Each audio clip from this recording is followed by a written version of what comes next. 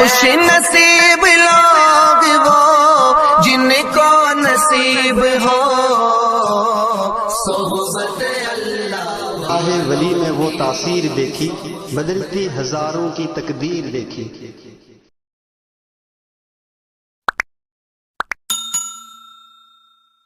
الحمد لله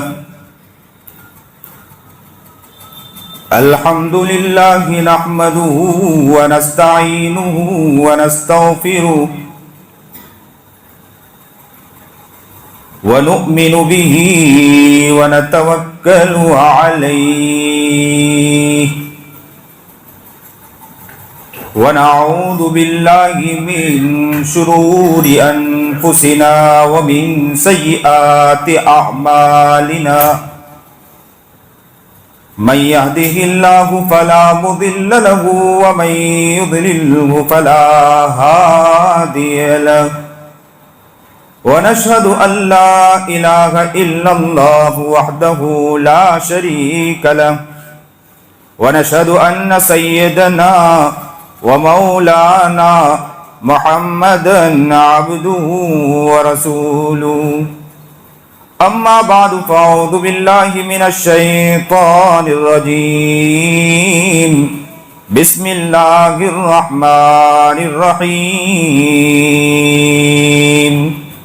شهر رمضان الذي أنزل فيه القرآن هدى للناس وبينات من الهدى والفرقان وقال تعالى يا أيها الذين آمنوا توبوا إلى الله توبة نصوحا صدق الله العظيم وصدق رسوله النبي الكريم ونحن على ذلك من الشاهدين والشاكرين والحمد لله رب العالمين اللهم صل على سيدنا محمد وعلى آل سيدنا محمد وبارك وسلم اللهم صل على سيدنا محمد وعلى آل سيدنا محمد وبارك وسلم اللهم صل على سيدنا محمد وعلى آل سيدنا محمد وبارك وسلم اللہ کو اپنا بنا لو، اللہ کو دل میں بسا لو، اللہ کو اپنا بنا لو،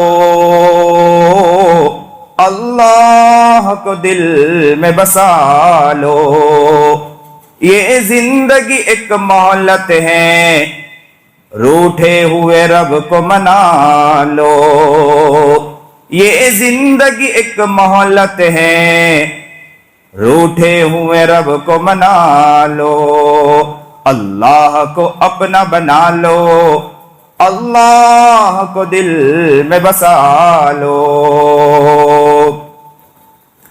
واجب الاحترام قابل تکریم بزرگان محترم،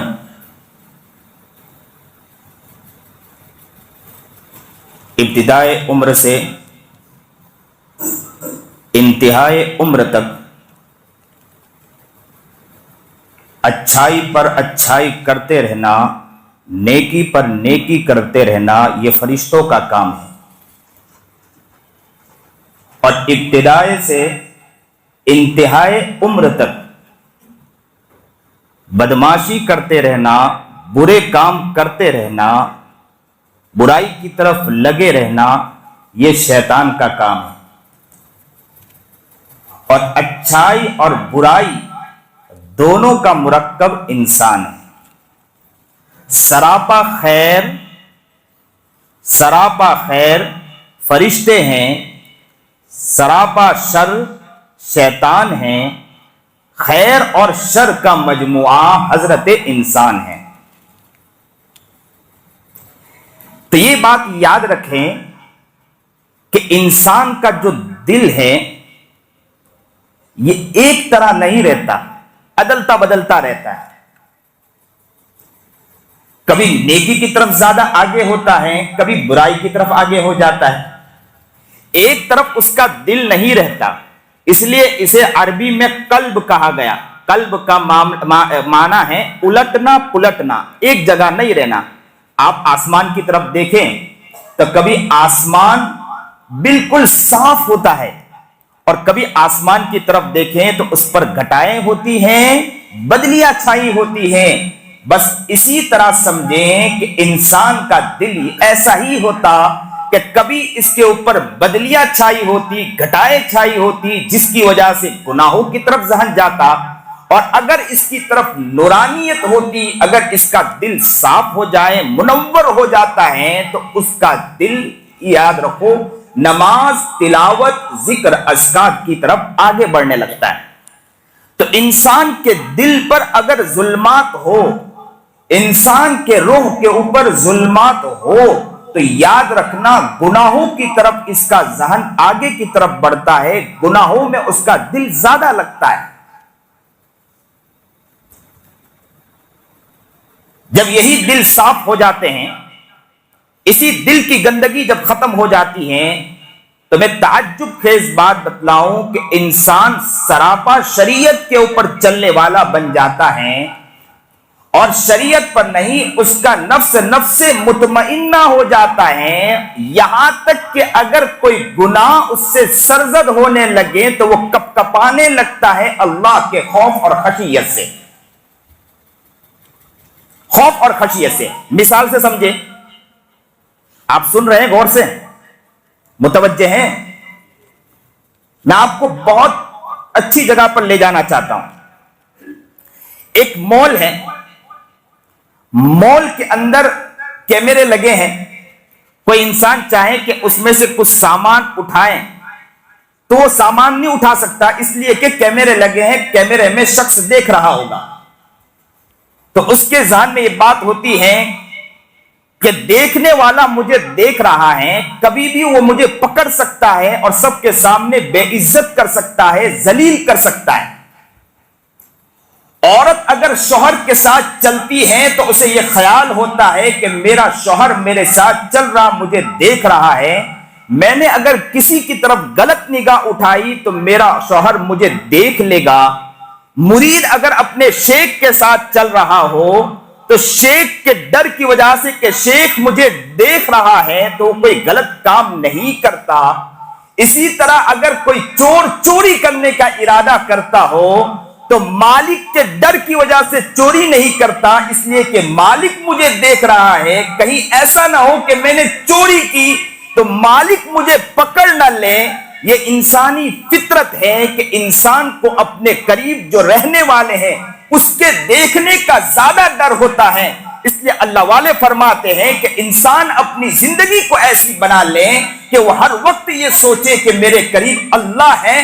اللہ کو اپنی زندگی میں اس طرح بٹھا لے کہ اللہ مجھے دیکھ رہا، اللہ مجھے دیکھ رہا. کوئی بھی گناہ کرے گا، گناہ کرنے سے پہلے اسے اللہ کا خیال آ جائے گا اور اللہ کی ڈر کی وجہ سے وہ گناہ سے بچ جائے گا.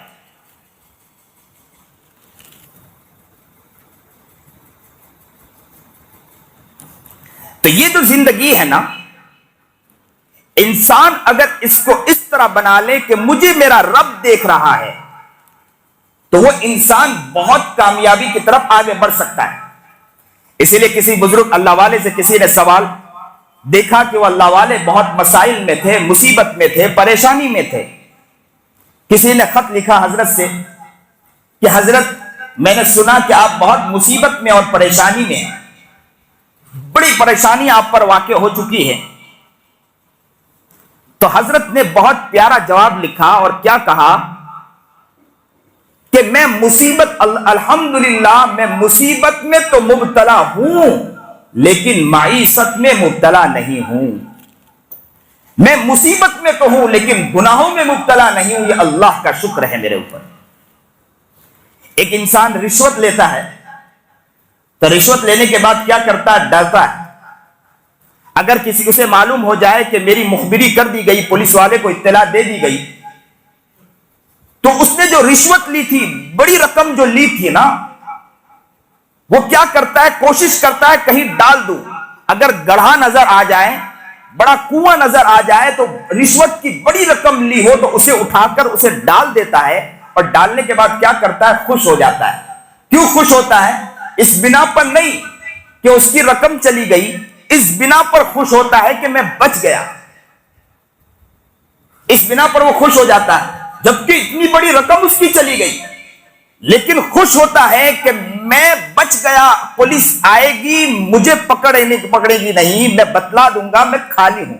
مومن بندے کا یہی حال ہوتا ہے کہ وہ گناہوں سے چھٹ کر، گناہوں سے اپنی زندگی کو نکال کر اسی طرح خوش ہوتا ہے جس طرح رشوت لینے والا بندہ خوش ہوتا ہے، کہ وہ جس طرح رشوت کی رقم کو ڈالنے کے بعد خوش ہو جاتا ہے. مومن بندے کا یہی حال ہوتا ہے کہ وہ گناہوں سے چھٹکارا حاصل کر کے گناہوں کو اپنی زندگی سے نکال کر اسی طرح خوش ہوتا ہے.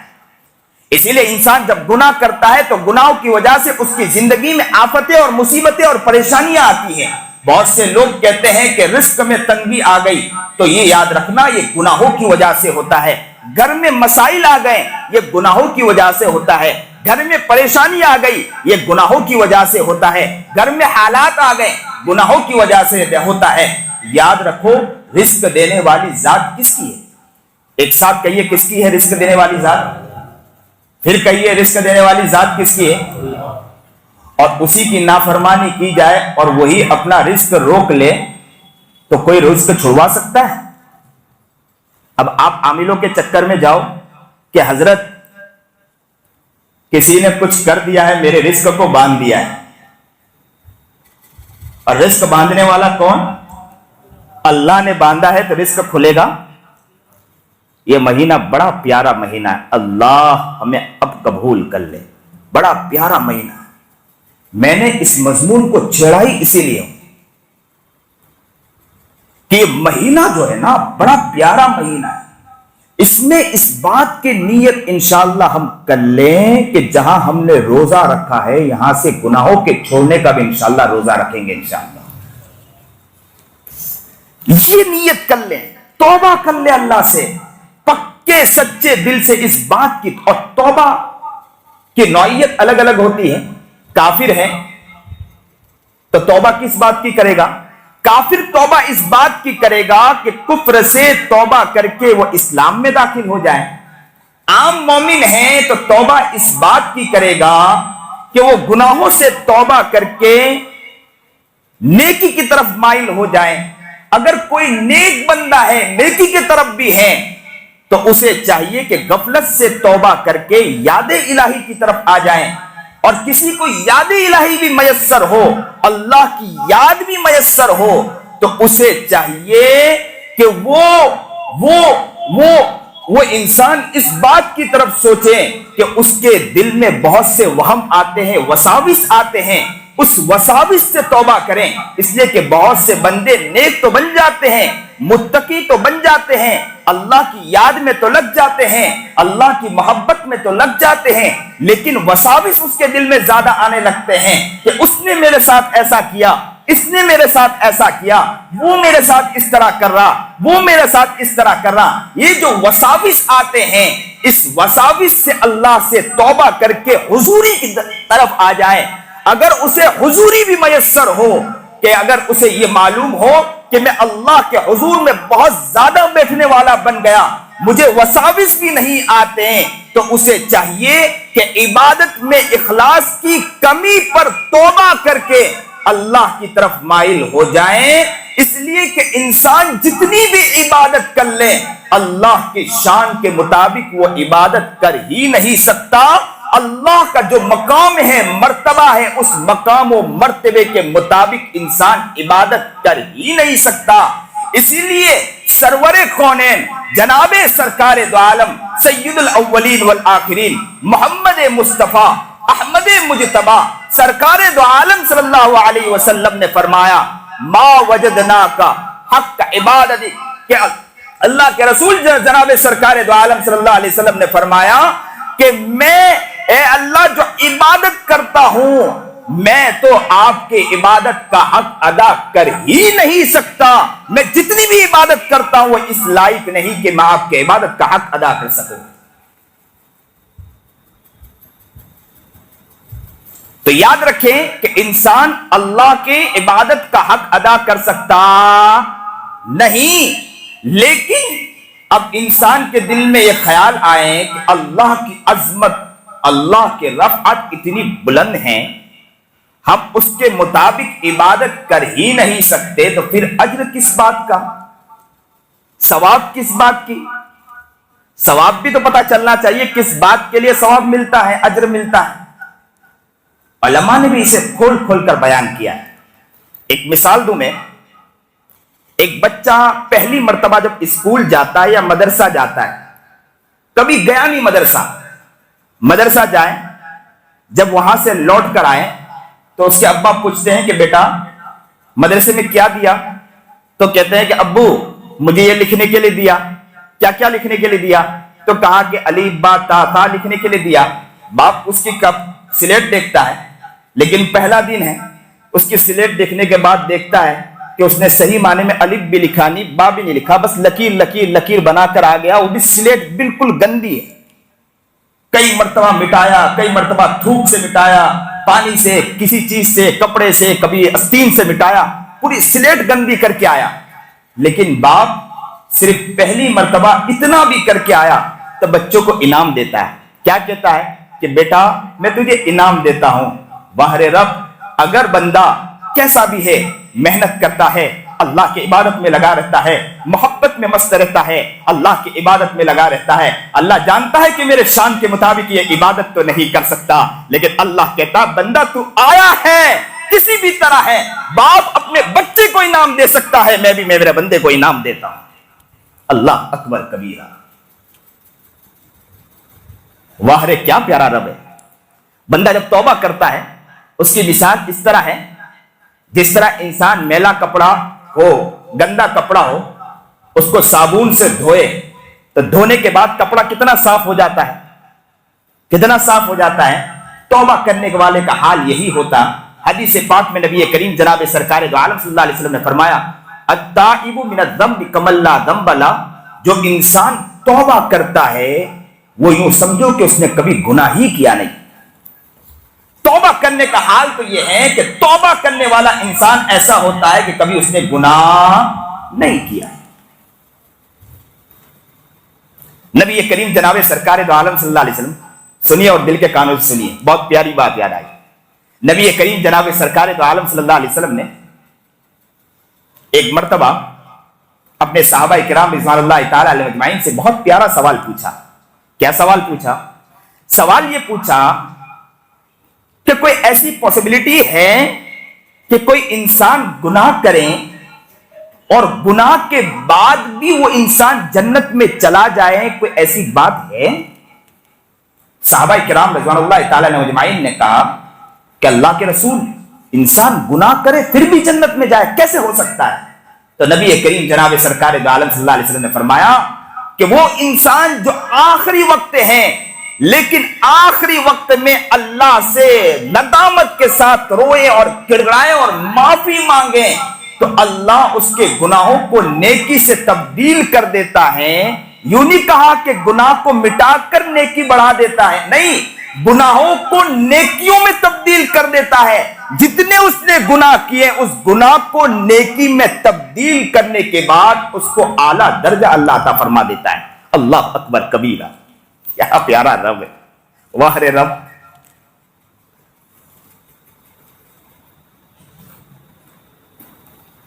موسیٰ علیہ نبینا علیہ الصلوۃ والسلام نے رب سے پوچھا کہ اللہ میں تیرے بدکار بندے کو، فاسق و فاجر بندے کو دیکھنا چاہتا ہوں۔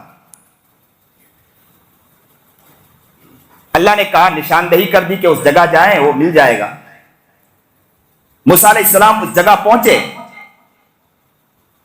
دیکھا کہ وہ انسان فاسق فاجر گناہوں میں مبتلا، بدکاریوں میں مبتلا۔ موسیٰ علیہ السلام وہاں سے لوٹ کر آ گئے۔ چند عرصے کے بعد موسیٰ علیہ السلام کو پھر خواہش ہوئی، اللہ سے کہا اللہ میں آپ کے نیک بندے کو دیکھنا چاہتا ہوں، متقی اور پرہیزگار بندے کو دیکھنا چاہتا ہوں۔ اللہ نے نشاندہی کر دی۔ موسیٰ علیہ السلام وہاں پہنچے، دیکھا وہی بندہ ہے جو گناہوں میں مبتلا تھا، ایک وقت وہ تھا کہ جو فسق و فجور میں مبتلا تھا، آج اللہ کا ولی بنا ہوا ہے اور نیکی کی طرف، اللہ کی طرف موسیٰ علیہ السلام متوجہ ہوئے۔ اللہ سے کہا کہ اللہ یہ کیا ماجرا ہے؟ اللہ رب العزت نے ارشاد فرمایا کہ موسیٰ، بات دراصل یہ ہے کہ ایک مرتبہ گھر میں گیا، بیوی نے اسے تانا دیا کہ تو کیسا فاسق و فاجر ہے، کتنا بدکار ہے، معاشرے میں رہنے جیسا بھی نہیں۔ اس کا دل ٹوٹ گیا، ٹوٹے دل کے ساتھ میرے قریب میرے دربار میں آیا، اس نے ہاتھ اٹھا کر ندامت کے آنسو بہائے، مجھ سے معافی مانگا۔ اللہ کہتا ہے میں نے اسی وقت اس کے نیکی کو اس کی برائیوں کو نیکی میں مبتلا کر دیا، نیکی میں بدل دیا، اس کے جتنے گناہ ہیں اس کو نیکی میں بدل کر میں نے اس کو اعلی مقام پر پہنچا دیا۔ جو ابھی تک کے فسق و فجور کی وجہ سے دنیا میں سب سے بدکار انسان تھا، آج نیکی کی وجہ سے سب سے اعلی انسان میں مبتلا ہوگا۔ اللہ اکبر کبیرہ۔ انسان اپنی طرف متوجہ ہوں، اپنی طرف دیکھیں۔ ایک عورت نبی کریم جناب سرکار دو عالم صلی اللہ علیہ وسلم کا سفر ہوا۔ سفر میں ایک جگہ قیام پڑاؤ ڈالا گیا، جہاں پڑاؤ ڈالا گیا وہاں پر روٹی کے لیے صحابہ ایک علاقے میں گئے، قریب کی بستی میں ایک عورت تندور میں روٹی بنایا کرتی تھی، تو اس نے تندور میں روٹی بنائی اور صحابہ کے لیے روٹی بنا کر جب انہیں دیا لشکر کو، تو اس عورت نے کہا کہ آپ کے صاحب سے میں ملنا چاہتا ہوں، آپ کے مالک سے میں ملنا چاہتی ہوں۔ صحابہ نے اس عورت کو لے کر نبی کریم سرکار دو عالم صلی اللہ علیہ وسلم کی خدمت میں پہنچا دیا۔ اللہ کے رسول جناب سرکار دو عالم صلی اللہ علیہ وسلم کے پاس وہ عورت آئی اور آ کر کہنے لگی کہ اللہ کے رسول مجھے آپ سے ایک سوال پوچھنا ہے۔ اللہ کے رسول نے فرمایا کہ پوچھئے۔ تو کیا سوال پوچھتی ہے؟ کہ اللہ کے رسول میں تنور میں روٹی پکاتی ہوں، تنور تو آپ نے دیکھا ہوگا بڑا، اس میں آگ جب جلتا ہے ایسا لگتا ہے کہ عذاب ہو رہا ہو زبردست، اور اس میں روٹی پکائی جاتی ہے۔ تو تنور میں روٹی پکاتی ہوں، میرا چھوٹا بچہ ہے، جب وہ آتا ہے ہاتھ سے اور پیر سے لڑکتے ہوئے قریب جیسے ہی آتا میں اسے دور کر دیتی ہوں کہ تنور کی دھواں بھی اس کو نہ لگے، کہ میرا دل گوارا نہیں کرتا، میری مامتا اس بات کی گوارا نہیں کرتی کہ میں اس کے اوپر دھواں بھی لگنے دوں، مجھے برداشت نہیں ہوتا، میں اسے تنور سے دور کر دیتی ہوں۔ تو اللہ کے رسول میں یہ پوچھنا چاہتی ہوں کہ ساری ماؤں کو دنیا میں جتنی مائیں اس کی مامتاؤں کو اگر جمع کر دیں، ان سے 70 گنا درجہ اللہ محبت کرنے والا ہے، تو کیا اللہ اپنے بندے کو عذاب میں اس کے دھوئیں کو بھی لگنے دے گا؟ بس نبی علیہ الصلوۃ والسلام نے جب یہ سنا، آنکھیں آنسو سے تر ہو گئی، ساروں قطار رو پڑا، روتے رہے۔ بہت دیر کے بعد حضرت جبرائیل علیہ الصلوۃ والسلام آئے، آ کر کہنے لگے کہ اس عورت سے کہہ دو کہ اللہ رب العزت نے ارشاد فرمایا کہ وما ظلمهم اللہ ولکن كانوا انفسهم یظلمون، کہ اللہ اپنے بندے پر ظلم نہیں کرتا، بندہ ہی ہے جو خود اپنی ذات پر ظلم کرتا ہے، ورنہ اللہ اپنے بندوں پر ظلم نہیں کرتا۔ اللہ تو بڑا رحیم ہے۔ انسان خود اپنے پیروں پر کلہاڑی مارتا ہے، انسان خود اپنے پیروں پر کلہاڑی لگاتا ہے، اللہ اپنے بندوں پر ظلم نہیں کرتا۔ انسان ذرا سوچے کہ ہم کتنے گناہوں میں مبتلا ہیں۔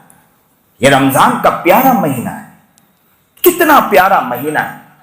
اس مہینے میں اگر انسان صحیح معنی میں سچی توبہ کریں، یہ پہلا عشرہ کس کے بارے میں کہا جاتا ہے کہ عشرہ کون سا عشرہ ہے؟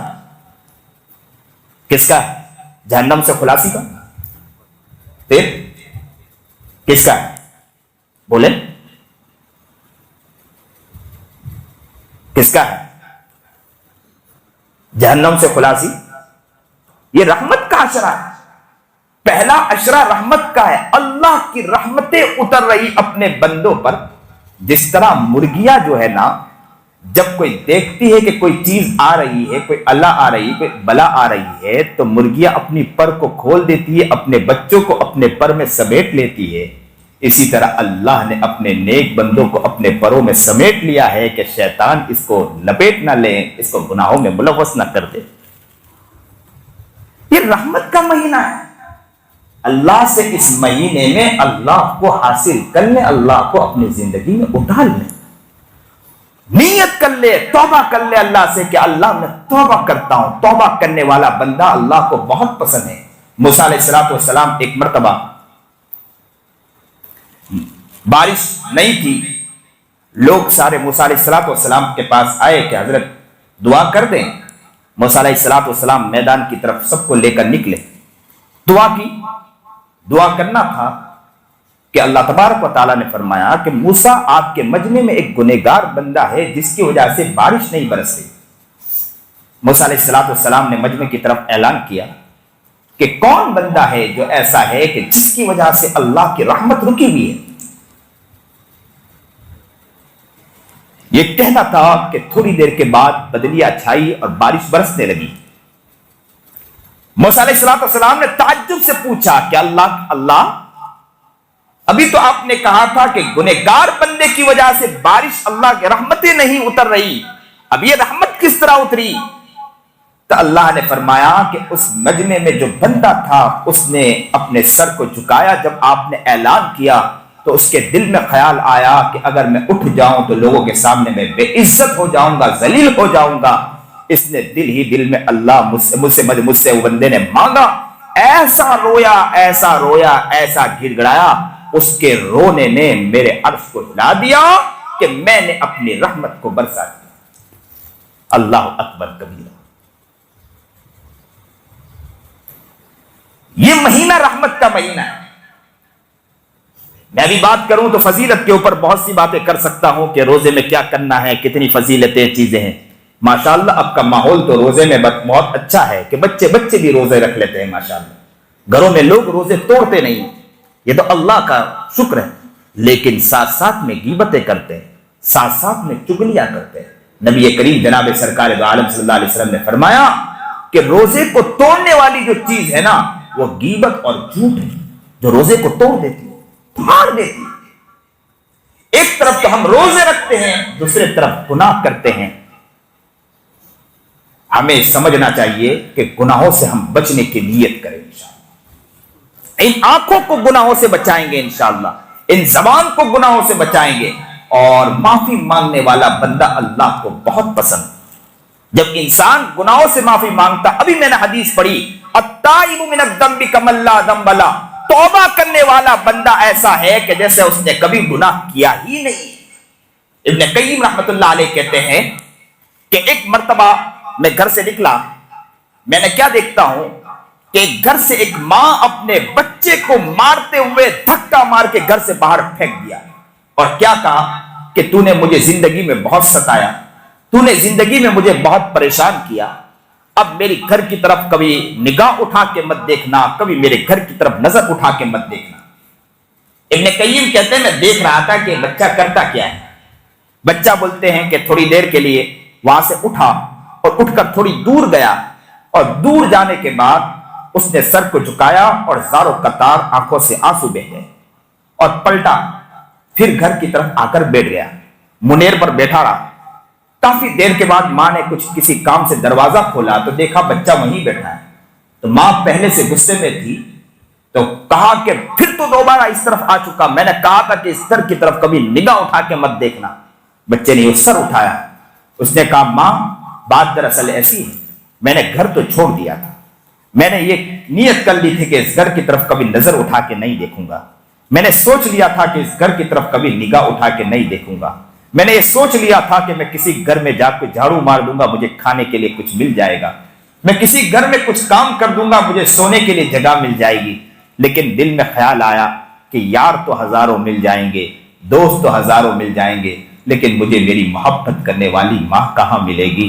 ماں جب یہ سوچا تو میں تیرے گھر کی طرف دوبارہ آ چکا ہوں، ماں اب تو چاہے مجھے دھتکارے، تو چاہے مجھے لات مارے، تو مجھے یہاں سے بھگائے، اس در کو میں نہیں چھوڑوں گا۔ ابن قیم کہتے ہیں کہ وہ ماں جب یہ سنتی ہے تو اپنے باہے کو پھیلا دیتی ہے اور اس بچے سے کہتی ہے کہ بیٹا جب تیرے دل میں خیال ہے تو آ جا، تو دیکھے گا کہ میں تجھ سے کیسی محبت کرتی ہوں. آجا میں تجھے کتنا پیار کرتی ہوں, میرے دل سے لگ جا, میرے دل کے ٹکڑے, میرے دل کے کلیجے, آجا میں تجھے اپنے سینے سے لگاتی ہوں. وہ ماں جب اس طرح محبت کرتے ہوئے دیکھتا ہوں, ابن قیم کہتے ہیں میں بھی اپنے احباب سے کہوں گا کہ ذرا سوچیں, ذرا غور کریں, ہم بھی اپنے رب سے کتنے دور جا چکے. اللہ نے ہمیں دھتکار دیا, نکال دیا, لیکن پھر ہم اللہ کے در کی طرف دوبارہ آئے ہیں. اللہ سے آج کہہ دیں کہ اللہ, دوست تو ہزاروں مل جائیں گے, یار تو ہزاروں مل جائیں گے, ہم کو ہر چیز, کمائی, چیزیں, تجارت, ہر چیز مل سکتی ہے, لیکن محبت کرنے والا رب کہاں ملے گا؟ اس لیے اللہ تیرے در پر دوبارہ آ چکے. آج ہم سچے پکے دل سے توبہ کریں, اللہ سے معافی مانگیں. آج اللہ سے کہہ دیں کہ انشاءاللہ نیت کریں کہ اپنی زندگی کو پیاری بنائیں گے, اپنے گھر کے ماحول کو پیارا کریں گے, گھر میں پیاری زندگی گزاریں گے, ہنستے زندگی گزاریں گے, آنکھوں کو اچھے اعتبار سے, جس طرح آنکھوں سے دیکھنا اس طرح دیکھنے کی کوشش کریں گے, زبان سے کوئی غلط بول نہیں بولیں گے, کان سے غلط نہیں سنیں گے, ہاتھ پیر کو غلط استعمال نہیں کریں گے, کہ کہیں ایسا نہ ہو کہ اس کی وجہ سے میرا رب ناراض ہو جائے. انسان جب گناہوں سے توبہ کرتا ہے, اللہ کو بندہ بڑا پسند آتا ہے. صرف وہ گناہوں کو اللہ معاف نہیں کرتا ہے, گناہوں کو اللہ نیکیوں میں تبدیل کر دیتا ہے. تو آج ہمیں چاہیے کہ ہمارا رب اتنا رحیم ہے, آج ہمیں چاہیے ہمارا رب اتنا کریم ہے, آج ہمیں چاہیے ہمارا رب اتنا محسن ہے, آج ہمیں چاہیے ہمارا رب اتنا غفار ہے, آج ہمیں چاہیے ہمارا رب اتنا بخشنے والا ہے. اپنے آپ کو اس کے سامنے لا کر کھپا دے, اپنے آپ کو ان کے سامنے لا کے ڈال دے, اور اللہ سے کہہ دیں کہ زندگی بہت غفلت میں گزاری, زندگی بہت گناہوں میں گزاری, آنکھیں گناہوں میں تو گزار دی, زبان گناہوں میں تو گزار دی, کان کو گناہوں میں تو گزار دیا, غیبت بہت کی میں نے, چگلی بہت کی میں نے, حسد بہت کیا میں نے, ریاکاری بہت کی میں نے, جھوٹ بہت بولا میں نے, بغض بہت کیا میں نے, ریاکاری بہت کی میں نے, دغا بہت کیا میں نے, دھوکہ بہت دیا میں نے, فریب بہت کیا میں نے, بدماشی بہت کی میں نے, عیاری بہت کی میں نے, تجارت میں جھوٹ بول کر مال بہت بیچا میں نے, سود کی رقمیں لی میں نے, بیاج کی رقمیں میں نے کھائی, اپنے مکانوں کو بیاج کی رقموں پہ کھڑا کیا, یہ سب میں نے بہت کیا. اللہ آپ کی نافرمانی بہت کی. ماں کے ساتھ زنا کرنے والا جس طرح ماں کے ساتھ زنا کرتا ہے, اس کو تشبیہ دی گئی ہے کہ سود کی رقم کھانے والوں کے بارے میں, کہ سود کی رقم جو کھاتا ہے, ایک رتی برابر کوئی رقم کھاتا ہے, وہ یوں سمجھو کہ اپنی ماں سے زنا کیا, اس کے برابر اس کی تشبیہ دی گئی ہے. ذرا سوچو کہ ہم سود کی رقمیں, بیاج کی رقمیں, چیزیں تو لے لیتے ہیں بہت آسانی سے, ماں باپ کے عزت کی دھجیاں گھر میں اڑا دیتے ہیں, ماں کا دل توڑتے, باپ کا دل توڑتے, دوستوں کے ساتھ ہم جس طرح محبت کے ساتھ زندگی گزارنا نہیں گزارتے ہیں, ہم دشمنی عام کر دیتے ہیں. ہمیں ان سب چیزوں سے اللہ سے آج کہنا ہے کہ اللہ ہم ان گناہوں سے بچنے کی نیت کرتے ہیں اور توبہ کرتے ہیں کہ اللہ آج ہمیں معاف کر دے, اور جو ایسے لوگوں کے جن کے ہم نے برائی کی ہو, غیبت کی ہو, اللہ ہمیں ان تک پہنچا دے تاکہ ہم وہاں پہنچے اور ان سے معافی مانگے, تاکہ ان کے معافی مانگنے کی وجہ سے اللہ آپ ہماری حفاظت فرمائیں. یاد رکھیں, حقوق اللہ تو اللہ معاف کر دیتا, حقوق العباد اللہ معاف نہیں کرتا. اللہ اپنا حق تو معاف کر دیتا ہے, لیکن بندے کا حق اللہ معاف نہیں کرتا ہے. کسی نے اگر کسی کو ستایا اللہ معاف نہیں کرے گا, کسی کو پریشان کیا اللہ معاف نہیں کرے گا. اگر وہ بندہ, اگر اللہ نے کہا, ہو سکتا ہے آپ بہت نیک بن گئے, متقی بن گئے, پرہیزگار بن گئے, اللہ نے کہا کہ میں نے ان کو نیکوں کی فہرست میں شامل کر دیا,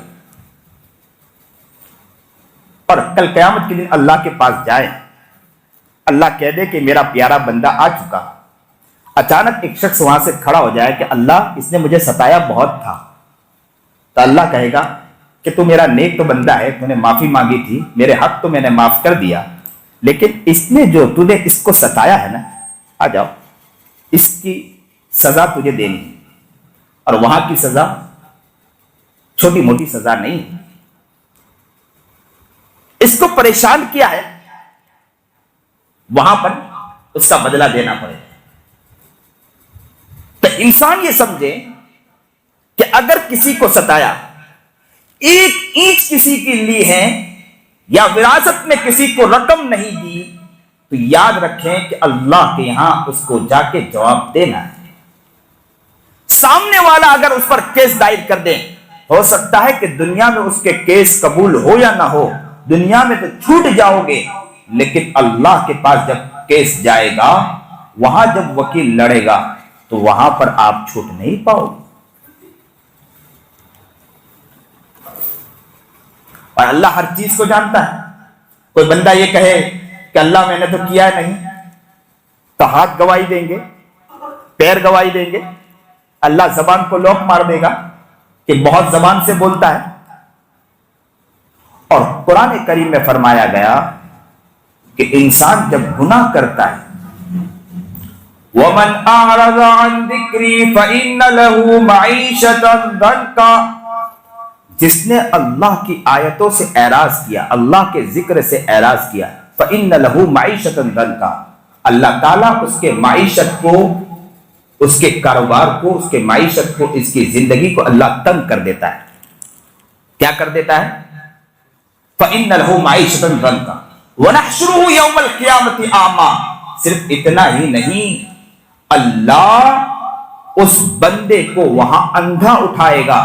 قَالَ رَبِّ لِمَ حَشَرْتَنِی أَعْمَىٰ، وہ بندہ اللہ سے کہے گا کہ اے اللہ، میں دنیا میں اندھا نہیں تھا، وَقَدْ كُنْتُ بَصِیرًا، میں یہاں کیسے اندھا ہوں جبکہ دنیا میں تو دیکھتا تھا۔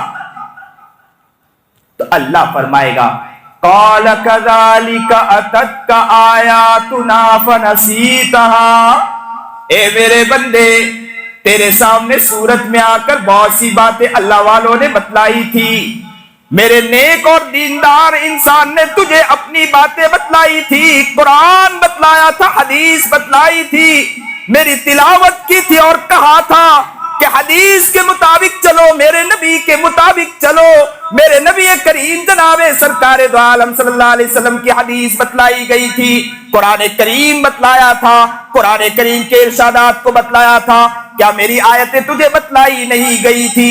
تو کہے گا انسان ہاں مجھے بتلائی گئی تھی۔ اللہ فرمائے گا قَالَ كَذَلِكَ أَتَتْكَ آيَاتُنَا فَنَسِيتَهَا، میری آیتیں بتلائی، تُنے اسے بھلایا تھا، دنیا میں تُنے اس کو بھلا دیا تھا، دنیا میں تُنے اسے لاش سے اکھاڑ کے پھینک دیا تھا، وَكَذَلِكَ الْيَوْمَ تُنْسَىٰ، جب تُنے دنیا میں اسے بھلایا تھا، میری آیت کو، میری نشانی کو بلایا تھا، آج میں تجھے بلا دیتا ہوں۔ آج میں بھی تجھے دیکھنے والا نہیں ہوں، اور اللہ بلا دے تو کوئی دنیا کی طاقت ہمیں دیکھ سکتی ہے؟ اور وہاں دیکھنے والا کون ہوگا؟ وہاں رحم کھانے والا کون ہوگا؟ اللہ ہی تو ہوگا۔ یہاں تو تھوڑا موقع مل جاتا ہے۔ ایک آیت ہم سورہ فاتحہ اکثر نماز میں پڑھتے ہیں، ایاک نعبد و ایاک نستعین، کیا دعا کرتے ہیں؟ مالک یوم الدین، کہ اللہ قیامت کے دن کا مالک ہے۔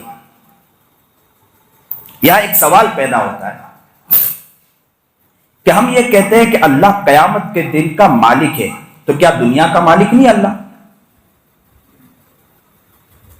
روزانہ نماز میں پڑھتے ہیں الحمدللہ رب العالمین، تمام تعریف اللہ کے لیے جو سارے جہاں کا رب، الرحمن الرحیم، جو بڑا مہربان نہایت رحم کرنے والا، ایاک مالک یوم الدین، روز جزا کا، قیامت کے دن کا مالک ہے، تو کیا اللہ دنیا کا مالک نہیں؟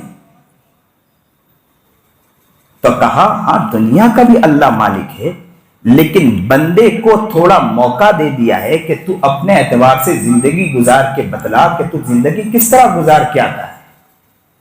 قیامت کے دن کا مالک ایسا، جیسے اللہ فرماتے ہیں کہ دنیا میں تجھے موقع دے دیا گیا تو کیا کرتا ہے، کس طرح زندگی گزار کے آتا ہے۔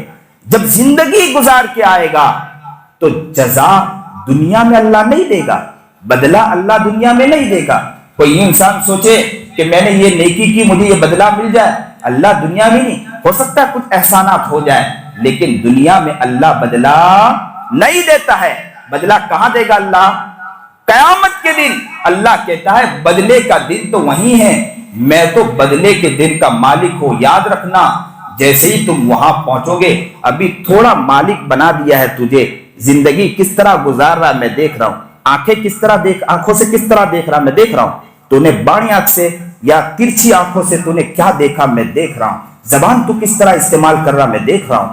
آپ نے تنہائی میں جا کر کس کی غیبت کی میں دیکھ رہا ہوں. تو نے کس کی عزت کی دھجیاں اڑائی میں دیکھ رہا ہوں. کس کے ساتھ بدماشی کی میں دیکھ رہا ہوں. کس کے ساتھ جھوٹ بول کر مال بیچا میں دیکھ رہا ہوں. ہر چیز دیکھ رہا ہوں.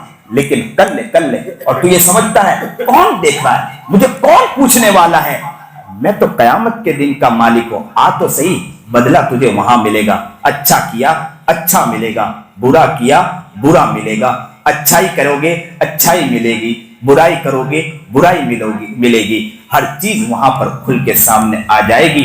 وہاں ہماری ماں بھی ہوگی، وہاں ہمارا باپ بھی ہوگا، پورے لوگ یہاں صورت والے لوگ موجود ہوں گے، ہر افراد ہوں گے. ہم وہاں اپنا منہ دکھا سکیں گے یا نہیں دکھا سکیں گے؟ میں کہتا ہوں کہ لوگ ہو یا نہ ہو، خود نبی کریم جناب سرکار دو عالم، میرے محبوب سرکار دو عالم صلی اللہ علیہ وسلم ہوں گے. اور ہم جیسے بیکار، ہم جیسے گندے، ہم جیسے فاسق، ہم جیسے مجرم، اللہ ہمیں وہاں ہتھ کنڈی میں لا کے کھڑا کر دے گا. ہم کیا جواب دیں گے محمد عربی جناب سرکار دو عالم صلی اللہ علیہ وسلم کو؟ آج اپنے گریبان کی طرف متوجہ ہو جائیں، اپنے دل کی طرف متوجہ ہو کر اللہ سے کہہ دیں کہ اللہ بہت گنہگار ہوں، بہت پاپی ہوں. آج یہ رمضان کا مہینہ گزر رہا ہے، اللہ ہمیں معاف کر دیجئے. رمضان کی صحیح قدر کے ساتھ رمضان گزارنے کے ہمیں توفیق عطا فرما دیجئے. اللہ ہمیں صحیح سمجھ عطا فرمائے، صحیح شوق عطا فرمائے. بہت دل سے، بہت کوشش کے بعد میں نے کوشش کی کہ میں دمبھال میں کچھ اس طرح کا مضمون چھیڑوں کہ جہاں مجھے کافی وقت سے قاضی نعیم کا فون آتا رہتا، یہاں کے ماحول کے بارے میں بتلایا جاتا. وہاں مجھے سب کے بارے میں بتلایا کہ پہلی صف میں نوجوان آ جاتے، مسجد میں پہلے سے آ جاتے.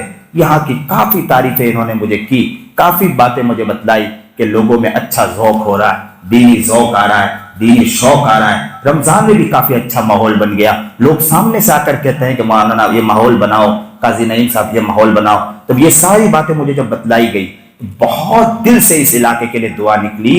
میں تو آپ لوگوں سے کہوں گا کہ آپ مجھ ناقص کے لیے بھی دعا کریں، مجھ جیسوں کے لیے بھی آپ دعا کریں کہ اللہ مجھے بھی نیک بنائے. بہت خوشی کی بات ہے جب یہ ساری باتیں میرے سامنے آئی تو میرے دل میں خیال آیا کہ میں کچھ ایسا موضوع لے جاؤں تاکہ لوگوں کے لیے اور کارآمد ہو جائے، آگے بڑھنے کا موقع ملے. اللہ اس بستی کو قبول فرما لے.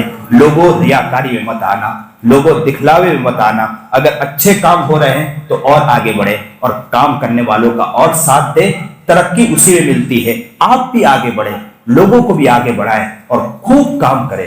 کام کرنے والا جب کام کرتا ہے اللہ اسے گراتا نہیں ہے، اللہ اسے ترقی دیتا ہے. ایک نہ ایک دن وہ کامیاب ہوتا ہے. آپ کام کرتے رہے، بڑھتے رہے.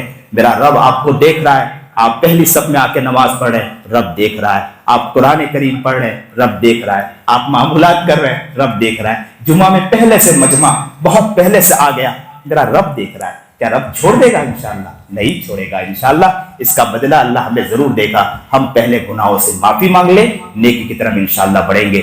گناہ جو ہے نا ہمارے اعمال کو کھا جاتے ہیں. گناہوں سے بچنے کی کوشش کریں. اللہ ہمیں صحیح سمجھ دے، شوق دے، جذبہ دے، عمل کی توفیق عطا فرمائے. وآخر الدعوانا الحمدللہ رب العالمین. آخری ایک اعلان،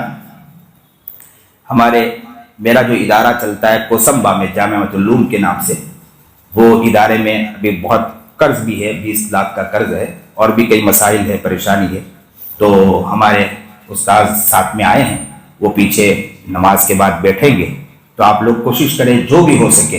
آپ لوگ مدرسہ میرا ہی ادارہ ہے جامعۃ العلوم کے اندر، کئی قرضہ ہے تو اس کا قرض بھی کچھ کم ہو جائے، عافیت ہو جائے. ایک ہم نے ترتیب اور بھی رکھی اس کے اندر کہ کوئی آدمی اگر یہ چاہے کہ ابھی میں نہیں دے سکتا ہوں، 3 مہینے میں 4 مہینے میں 3000 کے اعتبار سے ہم نے کہ ہمارے پاس 400 آدمی جمع ہو جاتے ہیں تو 300 یا 200 ایسے کچھ افراد ہیں وہ جمع ہو جاتے ہیں، تو اس سے ہمارا ایک قرض مٹ سکتا ہے. چاہے 3 مہینے میں دے، 4 مہینے میں، کہ ہم لوگ انشاءاللہ 500 1000 کر کے ہر مہینے پہنچائیں گے. 4 مہینے میں پہنچائیں گے، 3 مہینے پہنچائیں گے.